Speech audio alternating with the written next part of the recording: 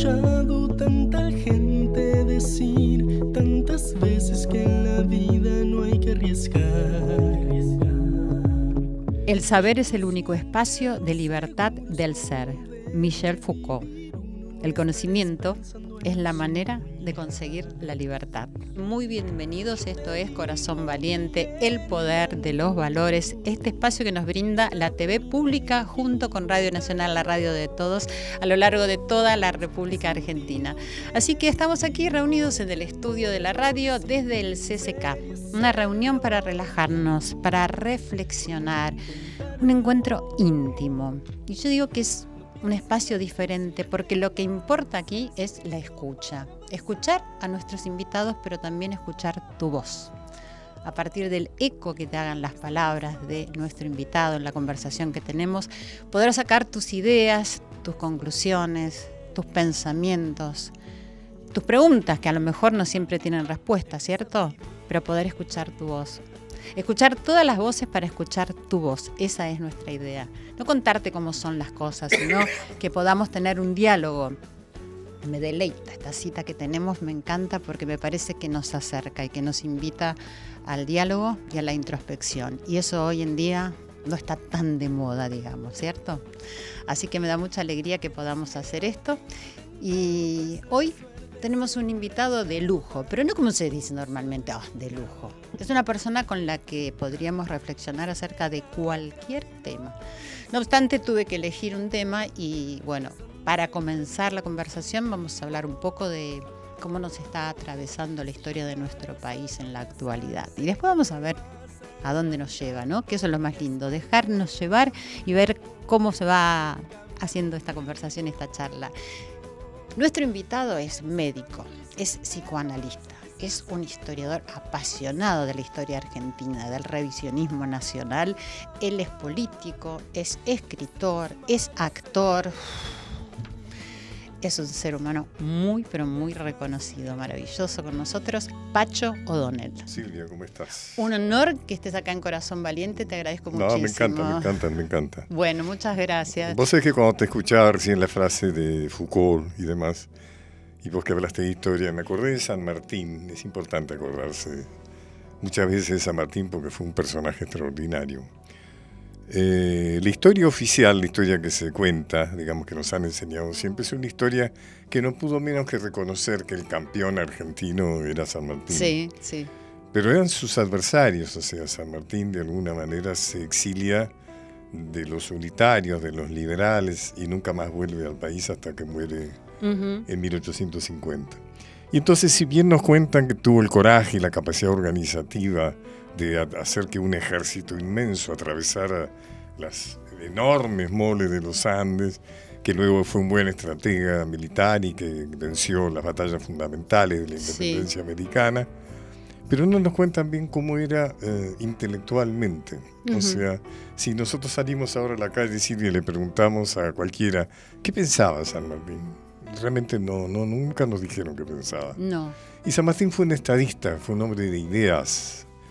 Y fíjate vos, lo que estaba pensando es eso. Es tan cierto el hecho de que el conocimiento es fundamental para la libertad, que San Martín, justamente ayer estaba leyendo una frase de él, porque San Martín hizo la Biblioteca Nacional de Chile, hizo la Biblioteca Nacional de Perú, y después de muerto, o sea, lo hizo con sus propias bibliotecas, o sea, era un gran lector. Sí. Y después de muerto, su yerno le dona a la Argentina lo que es una de las bases de la Biblioteca Nacional de Argentina. Y San Martín tenía una frase ahí muy, muy linda, donde habla del saber, del conocer, del libro, que en esos tiempos era la forma de conocer, digamos, de saber, la única prácticamente, o la mejor por lo menos, como un antídoto de la tiranía. ¿No? Dice, donde hay saber no puede haber tiranos. Donde hay saber, pero eso es muy importante. Sí, y muy grave en estos momentos, que hay que la crisis ha hecho que momento leer sea algo muy, muy complicado. Sí, no obstante, lo que estás diciendo me lleva a lo que te quería preguntar como primera necesidad mía desde chica, ¿no? Es decir, que te voy a hacer esta pregunta y vamos a ir a una pausa porque siempre tenemos que ir a una pausita cuando comenzamos, sobre la historia. ¿Cómo sabemos que lo que nos cuentan es verdad? Es algo que yo me pregunto de chica y que me hace ser un poco reticente en relación a la historia, ¿no? Más allá de los hechos, que son irrefutables, pero las opiniones y los puntos de vista, ¿pueden cambiar la historia? Vamos a ir a una pausa y ahora me contás. Ya volvemos. He escuchado tanta gente decir tantas veces que en la vida no hay que arriesgar. Yendo siempre a lo seguro. He escuchado tanta gente decir tantas veces que en la vida no hay que arriesgar. Aquí estamos con el gran Pacho O'Donnell y continuamos en Corazón Valiente. Le habíamos dejado esta pregunta, es decir, que yo tengo desde niña, ¿no? Que claro. es decir, ¿cómo sabemos que es verdad lo que cuenta la historia? La objetividad histórica no existe. Uh-huh. Siempre hay una interpretación de los hechos. El historiador está atravesado por su origen social, por su nacionalidad, por su ideología, por su pertenencia, por sus intereses. O sea que no existe siempre hay un nivel de subjetividad importante. En el caso argentino el tema es bastante más serio, porque la historia argentina la escribieron los liberales, los porteñistas, los centralistas, los que vencen en las guerras civiles, que vencen al federalismo. Sí. Y entonces entienden muy inteligentemente que la historia es una base ideológica. Por ejemplo, un aparato ideológico del Estado, como diría tu amigo Althusser, en el sentido de que de escribir la historia es un fundamento para extender su ideología, sus intereses, y sobre todo hacerlos naturales, es decir, que jueguen, funcionen, sin que te des cuenta que están actuando sobre vos. Por eso la historia argentina es una historia muy parcial, muy amañada, está escrita con un propósito político e ideológico. Por eso el revisionismo histórico que vos hablaste, o sea, la idea de hacer más verdadera la historia, despojarla en la mayor medida de lo posible de esa intencionalidad que llevó a nuestra historia oficial a oscurecer ciertos personajes, a oscurecer ciertas circunstancias, y al contrario, iluminar demasiado algunos personajes, algunas circunstancias. O sea que es un trabajo y tener una historia verdadera, lo más verdadera posible, es decir, sabiendo que no hay objetividad, es clave, es decir, es muy difícil sostener un proyecto nacional si no es sobre una historia verdadera. Esa es una frase de Arturo Jauretche. Y eso es fundamental lo que acabas de decir, claro. Absolutamente. Sí. Pasa como en las personas, o sea, la neurosis tiene mucho que ver con una versión equivocada que uno tiene de uno mismo. En cierta medida el psicoanálisis, cuando te puede ayudar, es porque de alguna manera vas encontrándote verdaderamente con lo que es, quién sos verdaderamente, ¿no? ¿Cuál es tu verdadera historia? Claro. ¿Y por qué mucha gente dice, es decir, que estamos siempre en el mismo lugar, que vamos para atrás y que vamos para adelante, es decir, que vamos repitiendo la historia? ¿Qué quiere decir eso? ¿Qué opinas sobre eso? Lo que quiere decir es que hay intereses. Por ejemplo, el choque de intereses entre el sector dominante y los sectores populares es inevitable. Forma parte de la historia del planeta, digamos, ¿no? O sea que no es tanto que se repite, sino que hay una columna vertebral que hace que por momentos se imponen ciertos sectores, en otros momentos empatan, en otros momentos, al contrario, hay una gran derrota, como diríamos, durante el gobierno de Macri, en que hubo una clara preeminencia, digamos, de los sectores del capital sobre digamos, la situación de los jubilados, de los obreros, de los desocupados, etc. O sea que en ese sentido tiene que no es tanto, sino que casi deberíamos apelar a la lucha de clases de Marx, ¿no es cierto? Hay algo que es la famosa grieta es normal, no puede no existir. En todo caso, a veces existe en forma salvajemente violenta, como pasó durante la dictadura cívico-militar. En otros momentos prácticamente se disipa, pero en otros momentos, como durante este gobierno, aparece como una grieta, por suerte no violenta, sino más bien insultante, diríamos, ¿no? Y una muy grieta marcada. mal educada, diríamos, ¿no? Claro. Pero esa grieta existe siempre. Pero como que existe siempre. Existe siempre, o sea, porque es el choque de intereses, eso es inevitable. ¿Y cómo relacionarías el populismo y el autoritarismo del siglo XX con lo que está sucediendo ahora, por ejemplo, con Trump, digamos, Maduro? Es decir, ¿qué relación hay entre esas formas? Cuando asocias populismo con autoritarismo estás dándole ya un sesgo negativo a la palabra populismo. Dentro de esa disputa que tenemos, que acabamos de hablar, un campo de batalla muy importante es el de las palabras. O sea, si vos lográs descalificar una palabra, ya has ganado mucho. Por ejemplo, claro. Si a héroes capaces de inmolarse en la vida, como pasa en los países árabes, conseguís que se los llamen terroristas, bueno, ya has ganado mucho, ¿no? Ya has ganado Es mucho. verdad. Ajá. Inclusive si vos conseguís, dado el desprestigio de la derecha, digamos, decir que alguien es de derecha y te creen, bueno, ahí ya también claro, ya estás le has dado un definiendo... buen golpe en la mandíbula, ¿no? Sí, sí. Y en ese sentido ha habido toda una tarea para desprestigiar la palabra populista. Ajá. O sea, se dice populista, es populista como si fuera. Bueno, el populismo es una forma de organización social que en todo caso para los intereses populares es mejor que el capitalismo. Es decir, el populismo, si bien no pretende una revolución social como el marxismo, es más bien una orientación más verticalista, o sea que no compromete la propiedad privada, digamos, o Sí. eso. Pero sí, de alguna manera establece que una prioridad del gobernante es estar atento a las necesidades de los sectores más desclasados. O sea que, diríamos, eso es una característica del populismo. Digamos. Si bien hay sectores que privilegian el desarrollo industrial o el libre mercado, que gane el que gane y que se jorobe el que pierde, etcétera, etcétera. El populismo, el peronismo es un ejemplo típico del populismo. Se ocupa, si bien no produce un cambio fundamental, digamos, de la sociedad, de alguna manera que considera que el acto de gobernar es un acto que en principio tiene fundamentalmente el propósito de dar felicidad a todos, ¿no? No solamente a algunos, sino a todas y todos. Así es. Bueno, el autoritarismo es algo malo, ¿no? O sea, es lo más antidemocrático que puede haber, es el autoritarismo. Sí, quizás la Pues peor... dijiste Maduro me parece que es una dictadura, ¿no? Es una dictadura. Nos estamos olvidando demasiado de Ortega en Nicaragua. Hay algo que está pasando muy, muy parecido a lo de Venezuela en Nicaragua. Ortega, que fue un gran revolucionario, que supo en su momento llevar adelante una revolución contra los tiranos que obedecían a los intereses norteamericanos directamente. Sí. Luego ha ido derivando actualmente a una dictadura bastante sangrienta, compleja. El mismo caso de Maduro, ¿no? No se entiende, yo no entiendo muy bien. Tengo discusiones con la gente que defiende a Maduro.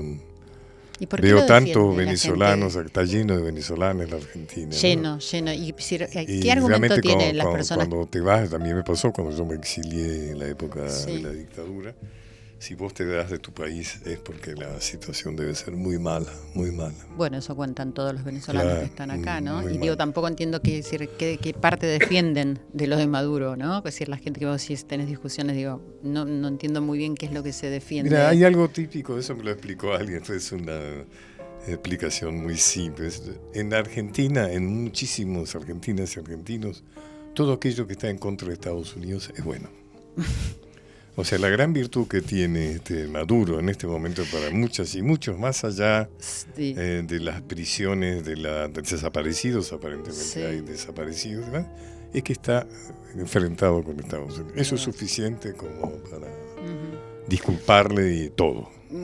Bueno, digamos, volvamos a la libertad y al conocimiento. Dale. Es decir, nuestra historia, nuestros deseos de libertad viene de hace muchísimos años, ¿no? Y a lo largo de la historia llegamos a un momento donde estamos atravesados un poco por toda esta velocidad y el vértigo de los medios de comunicación, de las redes sociales. ¿Qué opinas, decir, en relación a esta libertad que siempre se desea y se anhela? Es un tema interesante porque estás tomando un tema de la cultura, que es lo que debe ser la cultura. El gobierno de Macri y la cultura ha estado muy desplazado, ha sido una muy mala gestión cultural.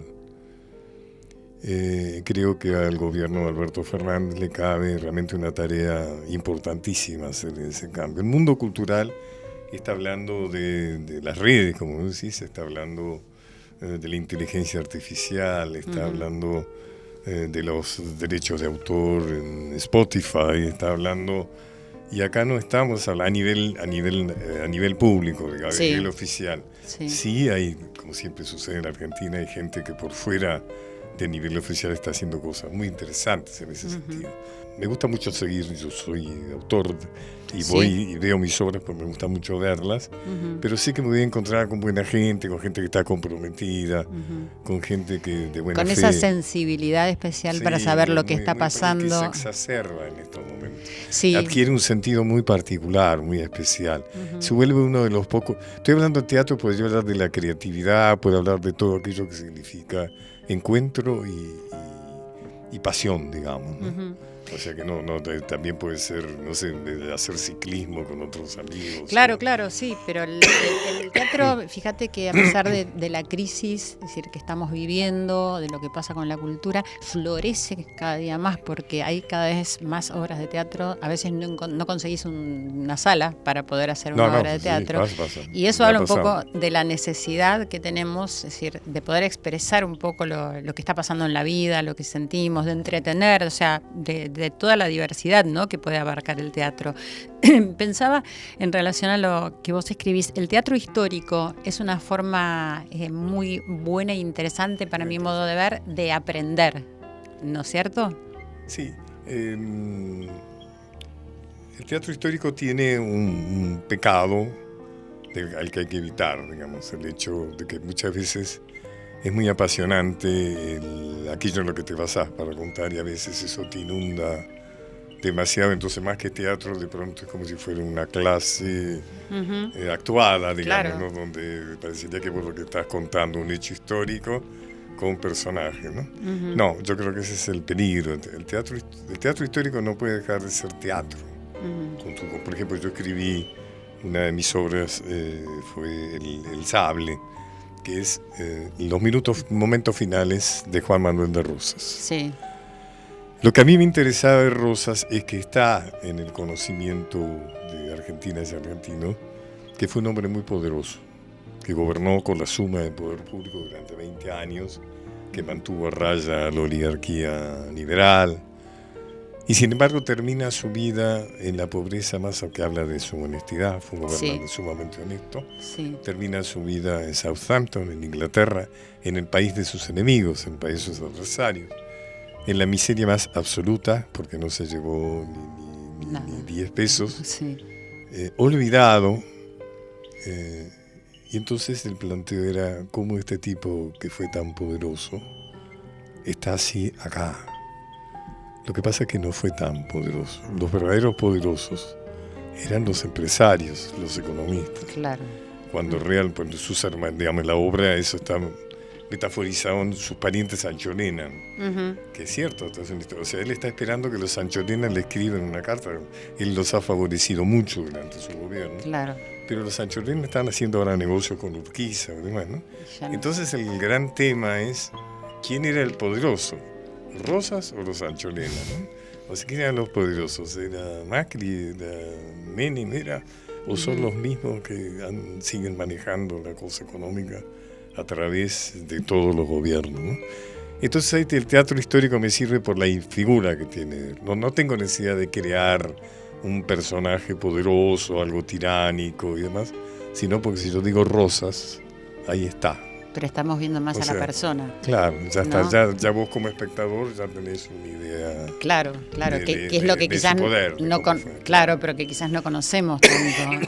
Claro, así de una. Y es decir, dentro de los intereses de los jóvenes hoy en día, ¿cómo pensás que se los puede atraer para que les interese una figura como la de Rosa, Sarmiento? En general la historia bien contada, la experiencia mía, por ejemplo, mis libros son libros que han tenido mucha suerte editorialmente, muchísimo más que la de los historiadores que cuentan la historia oficial. Bueno, quizás por eso, porque vos no contás la historia oficial. Porque cuento una historia verdadera que es mucho más interesante. Eso que yo te preguntaba en el comienzo. Claro, porque también gente que tiene que ver en algo con lo que yo, como Felipe Piña, también tiene un gran éxito, ¿no es cierto? Porque realmente estamos contando una historia que es una historia mucho más verdadera y como tal es mucho más interesante, parece mentira, Silvia, pero en encuestas que han hecho, los chicos dicen que la materia historia es una materia aburrida. Sí. Ha hecho falta mucho esfuerzo para hacer que historia sea aburrida. Y es cierto, si vos te acordás cuando vos estudiabas historia, tenías que estudiarte fecha, nombres. Claro, sí. Y nada más no te enseñaban, la batalla, quién ganó. no te enseñaban a relacionar una cosa con la otra. Uh-huh. Recién acabamos de decir, Rosas cae, porque seguramente los Anchorena ya no les sirve más. Claro. El mundo ha cambiado, ahora necesitan otro modelo de negocios. Ya lo que podía ofrecerle Rosas ya no les interesa. Claro, pero eso no cuenta ahora, ningún entonces libro. Vos tenés que saber que la caída de Rosas tiene que ver con eso. Claro. Si no, vos te aprendés la fecha, cuando cayó Rosas, el 3 de febrero. Sí, pero hablamos justamente de eso, es decir, que no ahondamos y no se sabe quiénes eran estas personas, ¿entendés? Claro. Y en la vida creo que lo más importante es quiénes somos y a partir de quiénes somos, qué es lo que vamos haciendo. Hablamos de San Martín hace un rato. Exactamente. San Martín, no lo conocemos a San Martín. A veces me preguntan quién es la figura más desconocida en nuestra historia. Y yo digo San Martín, porque San Martín nunca nos dijeron qué era lo que pensaba. Y si nunca nos dijeron lo que pensaba, claro. ¿Cómo nos explicamos que en el 24 se va y muere en el 50, 26 años después, lejos de su país, y aborrecido acá, injuriado, maltratado por sus contemporáneos? ¿Sabés cuánto tiempo tardan en repatriar los restos de San Martín? 30 años, sí. En 1880. ¿Cuán importante es para los jóvenes saber la verdad de la historia, la verdad entre comillas, de acuerdo a lo que vos me estás contando? A mí, claro, a uno le parece que lo que hace es muy importante, ¿no? No, porque se habla mucho, pero sí, creo que es importante. Decíamos recientemente saber a nivel personal, saber de vos mismo también es muy importante. O sea, claro, la historia de uno es importante. Claro. Si uno se pone, entonces, digo, para el desarrollo de los jóvenes y de lo que van a hacer en el país. Mira, si vos entendés, lamentablemente si nuestros políticos supieran más historia, si tuvieran alguna capacidad de leer los políticos que tenemos, tenemos una clase política, salvo excepciones, bastante ignorante. Hay muchas cosas que suceden que no deberían suceder. Pero está todo basado, ¿entendés?, en la formación personal, ¿no? Lo que pasa es que el saber en la política, esperemos que ahora cambie, no es un elemento de acumulación política. Es decir, en los tiempos de la generación del 80, más allá de que te interesara o no, había unos intelectuales extraordinarios haciendo política, digamos, ¿no? Pero en ese momento era importante por los discursos y demás. Ahora, saber no te facilita mayormente, no te suma políticamente, ¿Hace cuánto tiempo que no escuchás una cita en un discurso? Muchísimo, por eso yo empiezo mis programas con una cita. Claro, siempre. Pero antes se citaba, aunque se fuera mal citado, se traía una horrible cita de Ortega C, una traspolada cita de Borges, pero había una cierta inquietud de fingir, de aparentar que uno tenía algún nivel de cultura, ¿no? Claro, al menos eso. Ni siquiera eso, me gustaría ¿Y crees que más cita, que sea sacada, viste, de esos libros? Sí. Y porque te hace pensar y estar pero leyendo. Ya no vale la pena, no sirve. ¿Y crees en conocedor tan como sos vos del alma, de la mente, ¿no? Por tu profesión? ¿Crees en la reflexión sobre sí mismo? Es decir, que puede llegar a existir eso hoy en día en en las personas, que pueden reflexionar, que pueden mirar un poquito para adentro, que pueden pensar. Bueno, creo que es muy necesario. Tenemos un problema que es el inconsciente. Uh-huh. O sea, no es cierto que uno puede llegar a todo lo de uno mismo. Uh-huh. O sea, el inconsciente está ahí para limitarte, para inclusive hacerte olvidar cosas penosas, para engañarte en el sentido que a lo mejor querés a alguien que en el fondo no lo querés. Uh-huh. El inconsciente está ahí. O sea, si yo te dijera que sí, estaría negando la base del psicoanálisis. Uh-huh. O sea, el psicoanálisis sirve para que conozcas de vos más de lo que podés conocer vos mismo. Claro, claro. Y bueno, y como tenemos que ir cerrando, quería preguntarte en este momento de la vida, ¿qué te apasiona? ¿Qué esperás? Es decir, cuando te levantás, ¿hay algo que te apasione mucho? Me apasiona la vida en general. Soy una persona que disfruta mucho de la vida. He tenido una vida interesante y eso le agradezco. Estoy rodeado de gente maravillosa. Amo, o sea, para mí el amor ocupa una parte muy importante. Tengo 5 hijos maravillosos, una gran mujer, he tenido una ex mujer también magnífica, tengo buenísimos amigos. Uh-huh. Me gusta lo que hago, sufro mucho la situación general. Eso te iba a preguntar, y en relación a la situación que estamos viviendo... Sí, terriblemente. Inclusive paraliza en alguna medida. Uh-huh. Sí, contrarresta... Yo por ahí en Instagram me gusta escribir algunas frases y por ahí yo puedo escribir, pero después pienso, esto en estas circunstancias con más del 50% que te puedo... Es una estupidez. Suponete una frase que tenga que ver con la idea, bueno, si yo puedo poner, hace todo el esfuerzo por conocerte vos mismo, por decir una cosa. Sí. Y decir esto en el momento que más de la mitad de la gente es pobre, me hace dudar, ¿me entendés? Si tiene algún sentido, ¿no? Hablar de ciertas cosas. Yo creo que tiene sentido siempre hablar de pero uno. No ha sido un buen ejemplo, pero... No, porque te entiendo, porque a mí me pasa lo mismo. Claro. Cuando quiero publicar algo, cuando quiero dar un ejemplo con alguna frase. Pero siempre pienso que hay alguien que le llega ahí al corazón. Seguramente. Y me están diciendo que tenemos que terminar y hubiéramos tenido que hacer 2 o 3 programas, Pacho. Pero acá me están diciendo, fue un placer estar con vos y bueno, espero tener otro próximo encuentro. Haciendo y que tengas en esto tanto éxito como tenés como actriz. Muchísimas gracias, te agradezco mucho, te admiro mucho y te estoy, la verdad que muy agradecida que hayas estado en Corazón Valiente. Gracias. Nos encontramos la próxima semana.